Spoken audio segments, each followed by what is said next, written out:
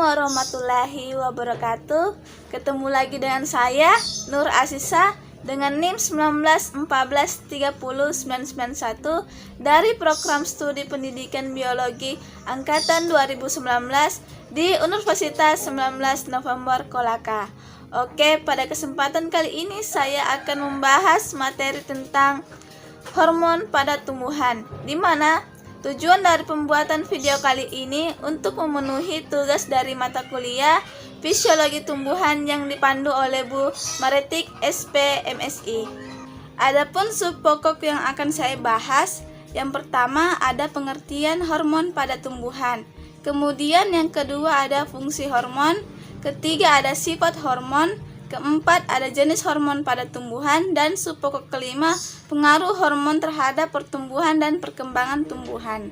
Oke, kita langsung saja masuk ke sub pokok yang pertama, yaitu pengertian dari hormon pada tumbuhan. Jadi, hormon berasal dari bahasa Yunani, yaitu hormein, yang mempunyai arti merangsang, membangkitkan, atau mendorong timbulnya suatu aktivitas biokimia. Hormon tumbuhan atau pernah dikenal juga dengan fitohormon adalah sekumpulan senyawa organik bukan hara atau nutrien, baik yang terbentuk secara alami maupun dibuat oleh manusia, yang dalam kadar sangat kecil, di bawah 1 milimol per liter, bahkan dapat hanya 1 mikromol per liter, yang dimana dapat mendorong, menghambat, atau mengubah pertumbuhan, perkembangan, dan pergerakan atau taksis pada tumbuhan. Oke, selanjutnya hormon tumbuhan juga adalah zat pengatur tumbuhan atau CPT yang memiliki fungsi fisiologis untuk mengatur pertumbuhan dan perkembangan tumbuhan, di mana hormon tumbuhan merupakan bagian dari sistem pengaturan pertumbuhan dan perkembangan tumbuhan, di mana kehadirannya di dalam sel pada kadar yang sangat rendah menjadi pemicu proses transkripsi RNA. Dan juga hormon tumbuhan sendiri dirangsang pembentukannya melalui signal berupa aktivitas senyawa-senyawa reseptor sebagai tanggapan atas perubahan lingkungan yang terjadi di luar sel.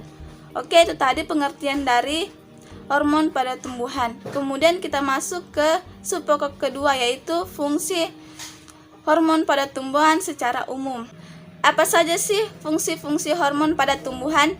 Jadi, fungsi hormon pada tumbuhan secara keseluruhan, yang pertama, hormon berfungsi untuk mempengaruhi pertambahan panjang batang, pertumbuhan dan diferensiasi, serta percabangan akar. Kemudian yang kedua, mempengaruhi pertumbuhan dan diferensiasi akar, mendorong pembelahan sel dan pertumbuhan secara umum. Kemudian mendorong perkecambahan dan menunda penuaan. Kemudian fungsi yang ketiga yaitu merangsang penutupan stomata pada waktu kekurangan air dan mempertahankan dormansi. Kemudian fungsi yang keempat yaitu mendorong pematangan. Yang kelima, merangsang pertumbuhan akar, merangsang pertumbuhan batang, merangsang pertumbuhan daun, dan merangsang pertumbuhan bunga. Oke, itu tadi fungsi-fungsi hormon pada tumbuhan. Kita lanjut ke slide berikutnya. Adapun sifat hormon pada tumbuhan, yang pertama, hormon dibutuhkan dalam jumlah sedikit untuk memicu pertumbuhan yang besar dalam suatu organisme. Kemudian yang kedua, konsentrasi hormon dan kecepatan transportasi dapat berubah dalam merespons stimulus lingkungan. Kemudian yang ketiga, berinteraksi dengan hormon lainnya dalam responnya terhadap stimulus lingkungan. Oke, kita masuk ke sub pokok yang keempat, yaitu jenis hormon pada tumbuhan. Berdasarkan penelitian yang sudah dilakukan bertahun-tahun, hormon tumbuhan dibagi menjadi 3, yaitu yang pertama, hormon utama atau mayor, di mana hormon ini adalah kelompok besar yang merupakan hormon paling berpengaruh pada pertumbuhan dan berperan penting dalam bioteknologi, serta sering sekali menjadi subjek materi di sekolah menengah. Misalnya hormon auksin, sitokinin, giberelin, asam absisat, dan etilen.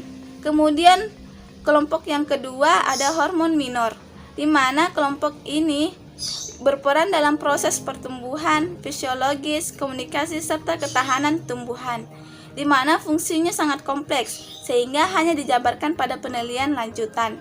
Contohnya dari hormon ini adalah asam jasmonat, brazinoteroid, karikin, dan hormon peptida. Kemudian kelompok yang ketiga yaitu hormon hipotetikal, di mana hormon ini seringkali muncul di buku sekolah. Namun, sebenarnya merupakan hormon yang masih diperdebatkan prosesnya sejak lama. Misalnya kalin, yang keberadaannya masih misterius. Beberapa hormon ini sudah dikelompokkan ke dua jenis hormon yang sudah disebutkan sebelumnya. Oke, kita lanjut. Jadi berikut ini terdapat beberapa jenis hormon pada tumbuhan. Yang pertama ada hormon auksin, di mana hormon auksin ialah hormon pertumbuhan yang pertama kali ditemukan oleh Fritz Wien di tahun 1928. Di mana Fritz Wien ini merupakan ahli botani Belanda yang menyatakan bahwa tak mungkin terjadi suatu pertumbuhan tanpa adanya suatu zat tumbuh. Auksin adalah hormon yang berasal dari titik pertumbuhan, seperti ujung tunas, kambiun, bunga, buah, dan ujung akar. Di mana struktur hormon auksin yang paling dikenal ialah indol acetic acid yang mirip dengan asam amino tritopan. Dan juga aktivitas hormon ini dihambat oleh cahaya matahari. Adapun beberapa fungsi dari hormon auksin antara lain merangsang pemanjangan sel pada daerah titik tumbuh, kemudian merangsang pembentukan akar. Fungsi yang ketiga yaitu merangsang pembentukan buah tanpa biji atau partenokarpi. Keempat, merangsang diferensiasi jaringan pembuluh. Dan yang kelima, merangsang suatu pembentukan bunga dan buah dan merangsang dominasi apikal. Oke, kita lanjut ke slide berikutnya. Di sini ada gambar yang memperlihatkan pengaruh cahaya matahari terhadap aktivitas auksin, di mana gambar A itu aktivitas auksin saat cahaya matahari tepat di pucuk. Kemudian yang gambar B itu ada aktivitas auksin saat cahaya matahari berada di sisi pucuk. Kemudian gambar C itu di mana memperlihatkan aktivitas auksin saat tumbuhan terjadi pemanjangan yang membengkok. Oke, kita lanjut ke hormon berikutnya yaitu hormon sitokinin, di mana hormon sitokinin ini ditemukan pada batang tembakau oleh Scott dan Miller, di mana struktur kimia dari sitokinin ini mirip dengan adenin, di mana bangsa nitrogen yang terdapat pada DNA dan ATP. Kemudian golongan sitokinin ini sesuai dengan namanya merangsang atau terlibat dalam pembelahan sel. Kita ketahui bahwa sitokinin ini berarti terkait pembelahan sel. Selain dapat ditemukan di batang, sitokinin ini juga dapat dihasilkan di dalam akar dan akan diangkut ke organ-organ lainnya. Untuk fungsi dari hormon sitokinin ini sendiri yaitu dapat merangsang diferensiasi sel-sel yang dihasilkan dalam meristem, kemudian merangsang pembentukan tunas pada kultur jaringan. Kemudian dapat menghambat proses penuaan daun, bunga, dan buah dengan mengontrol proses kemunduran yang menyebabkan kematian sel-sel pada organ tersebut. Kemudian fungsi yang keempat yaitu menghambat pertumbuhan akar adventif. Kemudian yang terakhir yaitu mematahkan dormansi biji serta merangsang pertumbuhan embrio. Oke, kita masuk ke jenis hormon asam absisat. Jadi penemu hormon asam absisat ini adalah PF varein dan PF adicot, di mana asam absisat ini atau ABA merupakan kelompok fitohormon yang terkait dengan dormansi dan perontokan daun. Asam absisat merupakan hormon yang dapat menghambat pertumbuhan tanaman atau inhibitor, yaitu bekerja berlawanan dengan hormon auksin dan giberelin dengan jalan mengurangi atau memperlambat kecepatan pembelahan dan pembesaran sel. Asam absisat ini dapat ditemukan pada daun, batang, akar, dan buah biji. Untuk fungsinya sendiri, asam absisat ini menghambat perkecambahan biji, kemudian mengurangi laju kecepatan pembelahan dan pemanjangan sel di daerah titik tumbuh, dan juga pemanjangan batang dan pembelahan sel. Kemudian memacu gugurnya daun pada musim kemarau untuk mengurangi penguapan air. Dan fungsi yang terakhir yaitu mengurangi laju kecepatan pembelahan dan pemanjangan sel dan bahkan menghentikannya. Oke, kita lanjut ke slide berikutnya, yaitu jenis hormon etilen. Jadi hormon etilen ini ditemukan oleh Ergen pada tahun 1934, di mana etilena atau etena ini merupakan satu-satunya zat pengatur tumbuh yang berwujud gas pada suhu dan tekanan ruangan atau ambien. Selain itu, etilena ini tidak memiliki variasi bentuk yang lain. Hormon etilen ini dihasilkan oleh jaringan buah yang sedang matang, buku, batang, daun, dan respon buah yang menua. Untuk fungsi dari hormon etilen ini, yang pertama mempercepat pematangan buah, kemudian menyebabkan pertumbuhan batang menjadi kokoh dan tebal. Fungsi yang berikutnya menghambat pemanjangan akar, batang, dan pembungaan. Fungsi yang keempat, etilen dan auksin saling berinteraksi untuk memacu proses pembungaan. Dan fungsi yang terakhir, etilen dan giberelin saling berinteraksi untuk mengontrol bunga jantan dengan betina pada tumbuhan monoekios. Oke, kita masuk ke jenis hormon berikutnya, yaitu asam traumalin. Jadi sebenarnya asam traumalin ini merupakan hormon hipotetik, yang dimana gabungan beberapa aktivitas hormon yang ada, yaitu auksin, giberelin, sitokinin, etilen, dan asam absisat. Kemudian hormon asam traumalin ini disebut juga hormon luka atau kambiun luka. Untuk asam traumalin ini dapat ditemukan pada dinding sel tumbuhan. Jadi fungsi hormon asam traumalin yaitu merangsang sel-sel pada daerah luka menjadi jaringan yang bersifat meristematik, sehingga akan mempercepat proses penutupan pada bagian luka. Kemudian jenis hormon berikutnya yaitu hormon kalin. Jadi hormon kalin ini merupakan hormon yang berperan dalam proses organogenesis tumbuhan. Hormon kalin ini dihasilkan pada jaringan meristem. Adapun fungsi dari hormon kalin ini adalah memacu pertumbuhan organ tubuh tumbuhan.